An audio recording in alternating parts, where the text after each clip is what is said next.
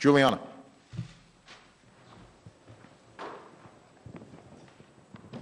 Thank you, Mr. President. I only have a two-parter. Thanks.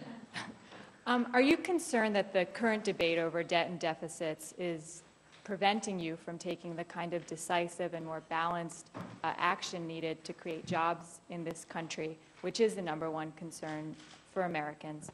And also, one of the impediments to job growth that the business community repeatedly cites is the regulatory environment.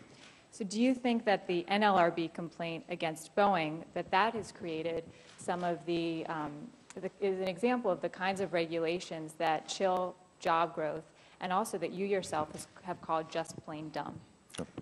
I think it's important to understand that deficit reduction, debt reduction, should be part of an overall package for job growth over the long term. It's not the only part of it, but it's an important part of it. So, as I mentioned at the top, I think it's important for us to look at rebuilding our transportation infrastructure in this country. That could put people back to work right now, construction workers back to work right now. And it would get done work that America needs to get done. Now, we used to have the best roads, the best bridges, the best airports. We don't anymore. And that's not good for our long-term competitiveness. So we could put people to work right now and make sure that we're in a good position to win the future as well. I think I'm going to get to it.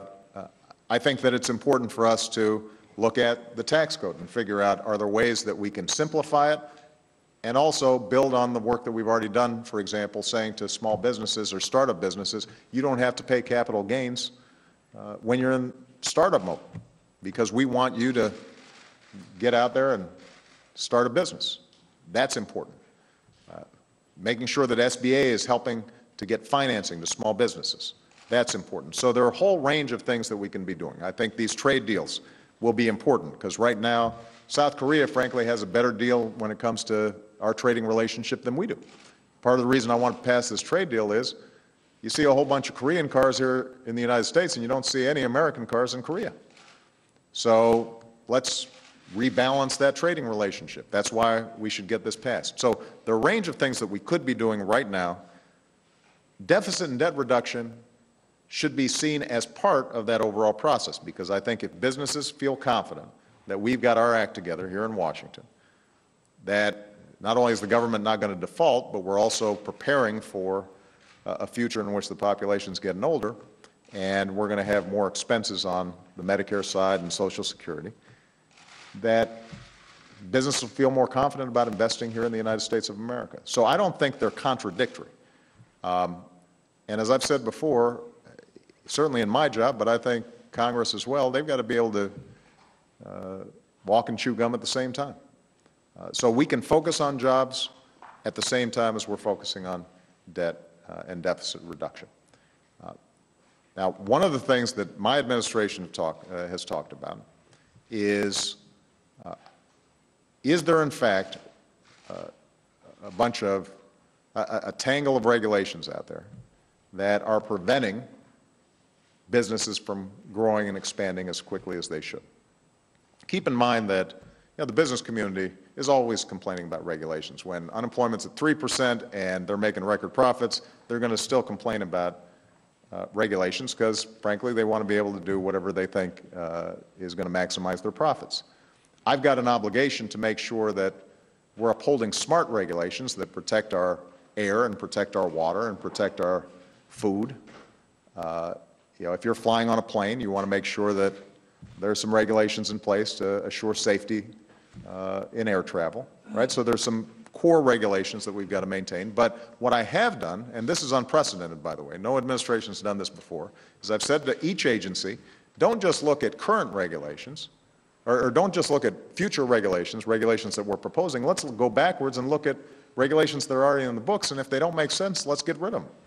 And we are in the process of doing that, and we've already identified changes that could potentially save billions of dollars for companies over the next several years. Now, you asked specifically about one decision that was made by the National Labor Relations Board, the NLRB. And this relates to Boeing. Essentially, the NLRB made a finding that Boeing had not followed the law in making a decision to move a plant.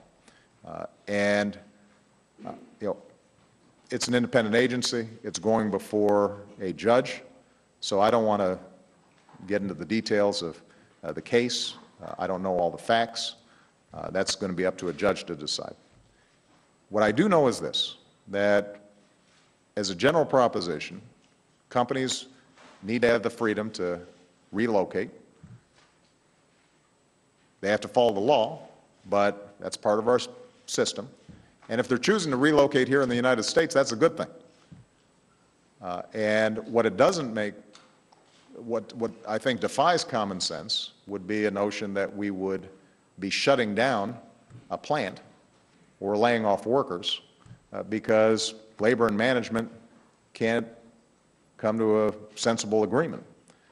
So my hope is that even as this thing is working its way through, everybody steps back for a second and says, look, if jobs are being created here in the United States, let's make sure that we're encouraging that. And we can't afford to have labor and management fighting all the time at a time when we're competing against Germany and China and other countries that want to sell goods all around the world.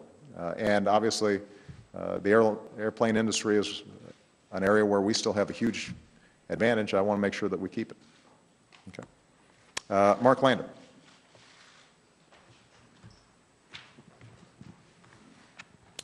Thank you very much, Mr.